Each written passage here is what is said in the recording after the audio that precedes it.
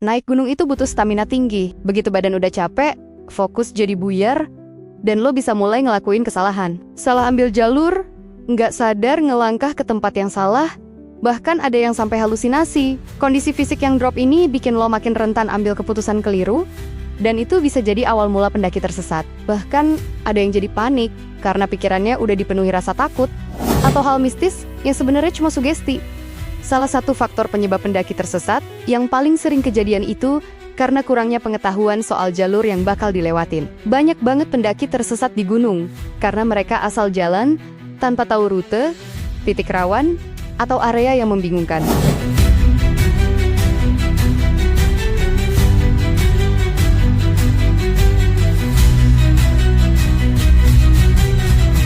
Dehidrasi merupakan salah satu kondisi medis yang cukup sering terjadi kepada para pendaki. Perjalanan jauh, trek yang menanjak, hingga cuaca panas membuat kita berkeringat lebih banyak dan kehilangan cairan tubuh dengan cepat. Di Lancer Mayo Clinic, dehidrasi terjadi ketika tubuh kehilangan lebih banyak cairan daripada yang diserap. Padahal, sekitar 78% tubuh kita terdiri dari air. Artinya, tubuh kita membutuhkan asupan air yang cukup untuk bisa berfungsi dengan baik.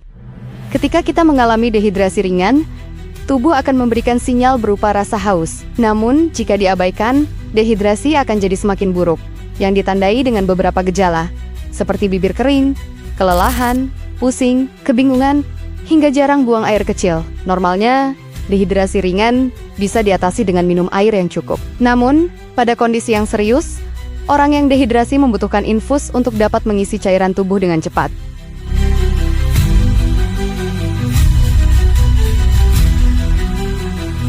Selain dehidrasi, ada juga penyakit yang sudah diketahui sebagian banyak pendaki, bahkan yang FOMO sekalipun, sebenarnya mereka tahu hal ini, yaitu hipotermia. Bahkan sudah sangat familiar dengan kalimat ini. Hipotermia terjadi ketika tubuh terlalu banyak terpapar di cuaca yang dingin, basah, dan berangin. Di gunung, cuaca mudah sekali berubah. Cuaca yang tadinya panas, bisa berubah jadi hujan badai dalam hitungan menit. Ini membuat tubuh jadi lebih berisiko terkena hipotermia. Di Lancer Mayo Clinic, hipotermia adalah kondisi saat suhu tubuh turun di bawah 35 derajat Celcius. Ketika ini terjadi, sejumlah organ penting seperti jantung dan sistem saraf nggak bisa berfungsi dengan baik, hingga menunjukkan berbagai gejala, seperti gemetaran, ucapan yang tidak jelas, kurangnya koordinasi, dan pernapasan yang dangkal. Kadang para pendaki nggak menyadari bahwa mereka terkena hipotermia, dan beranggapan bahwa gejala yang dirasakan merupakan reaksi normal tubuh saat kedinginan. Padahal, hipotermia merupakan kondisi darurat. Selain dua faktor sebelumnya, ada faktor yang menyebabkan pendaki gunung sering kelelahan dan tersesat, yaitu jalur pendakian. Jalur pendakian menguras mental lebih dari fisik karena memaksa pendaki menghadapi rintangan psikologis seperti kebosanan, ketakutan, dan keraguan diri, di mana ego sirna dan fokus beralih ke ketahanan diri. Kesabaran dan penemuan jati diri melalui pengalaman flow di alam menjadi ajang self-healing, mengatasi stres, serta meningkatkan kepercayaan diri dan koneksi batin.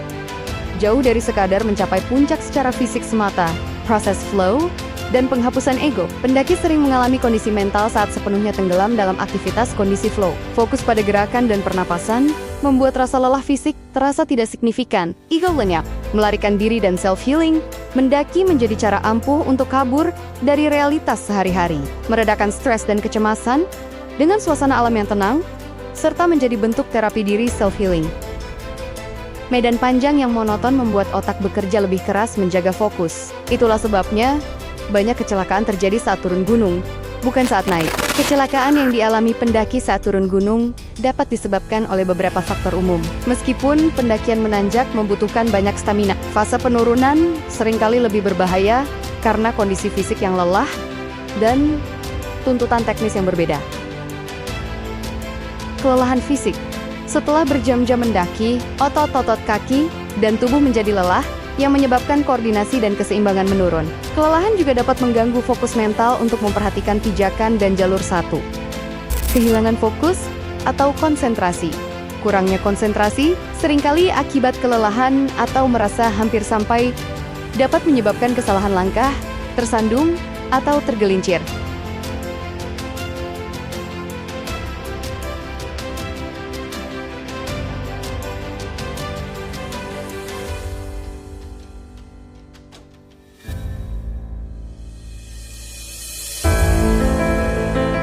Selain itu, fakta suhu malam di gunung bisa turun ekstrem.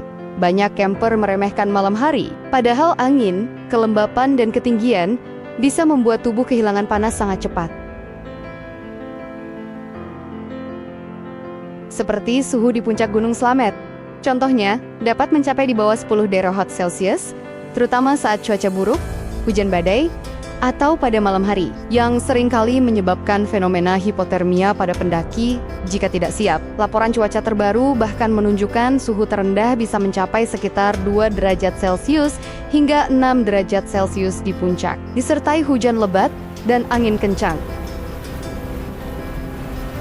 Kondisi cuaca ekstrem ini, kabut tebal, angin kencang, dan hujan atau hujan es, seringkali memaksa pendaki untuk turun atau menunda pendakian demi keselamatan. Beberapa insiden hipotermia yang fatal pernah dilaporkan di masa lalu akibat terjebak badai hujan. Tubuh cenderung membakar lebih banyak kalori di alam bebas dibandingkan saat berolahraga di dalam ruangan dengan intensitas yang sama, terutama karena adanya faktor lingkungan seperti suhu dingin, hambatan angin, dan variasi medan. Suhu dingin. Ketika berolahraga di cuaca dingin, tubuh harus bekerja lebih keras untuk menjaga suhu inti tubuh yang stabil, sekitar 37 derajat Celcius. Proses ini, yang disebut termogenesis non-menggigil, mengaktifkan jaringan lemak coklat lemak baik, yang membakar kalori untuk menghasilkan panas dan meningkatkan pengeluaran energi, sehingga membakar lebih banyak kalori. Variasi medan dan permukaan. Alam bebas seringkali memiliki permukaan yang tidak rata, tanjakan, dan rintangan yang membuat otot-otot stabilisasi Anda bekerja lebih keras untuk menjaga keseimbangan. Berlari di pasir, misalnya, membutuhkan lebih banyak tenaga daripada di trotoar karena kurangnya daya pantul. Hal ini meningkatkan tuntutan fisik secara keseluruhan. Adaptasi konstan. Tubuh Anda terus-menerus beradaptasi dengan kondisi lingkungan yang berubah-ubah. Misalnya, menghindari akar pohon, melompati genangan air, mengubah kecepatan karena angin kencang, yang membuat otot-otot bekerja lebih dinamis dan efisien. Tantangan fisik tambahan yang ditimbulkan oleh lingkungan luar ruangan memaksa tubuh untuk mengeluarkan lebih banyak energi, yang berarti pembakaran kalori lebih tinggi secara keseluruhan.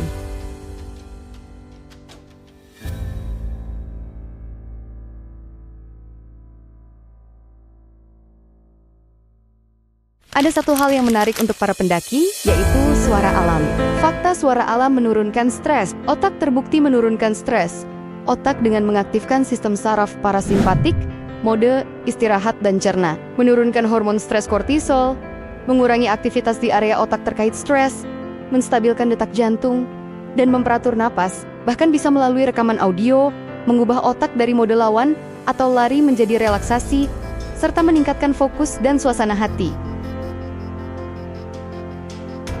Sebuah penelitian baru yang dilakukan oleh Brighton and Sussex Medical School meneliti serta meriset 17 orang dewasa menggunakan pemindai resonansi magnetik atau fMRI. Mereka disuruh mendengar 5 serangkaian suara alam asli dan suara alam buatan manusia yang berbeda-beda selama 5 menit. Para peneliti juga menggunakan pemindai otak, monitor tingkat jantung, serta tes eksperimen perilaku untuk menyimpulkan penyebab fisiologis dari efek suara alam tersebut.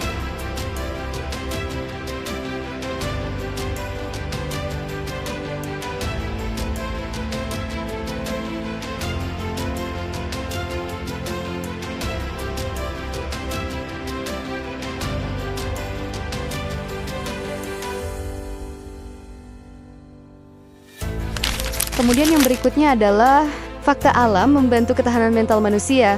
Pendakian dan petualangan bukan hanya soal pemandangan, tapi membentuk ketahanan mental menghadapi tekanan hidup. Manfaat suasana alam untuk kesehatan mental sudah bukan rahasia lagi. Banyak orang memilih menghabiskan waktu di tempat bernuansa alam untuk meredakan stres dan kepenatan akibat beban kerja yang tinggi. Menghabiskan waktu di ruang terbuka hijau membantu mengurangi kecemasan, meningkatkan suasana hati, dan memberikan efek relaksasi.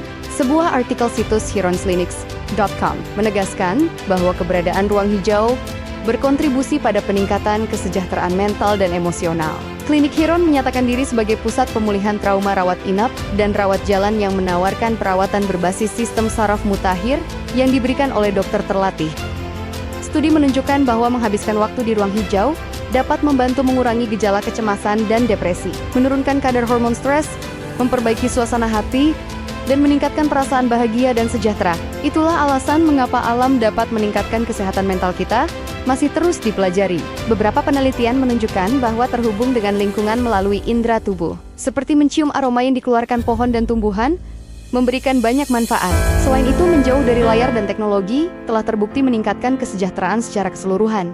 Petualangan alam bukan sekadar hobi. Di balik setiap langkah, ada fakta ilmiah, risiko, dan pelajaran hidup. Jika kamu suka konten fakta petualangan seperti ini, jangan lupa subscribe dan share.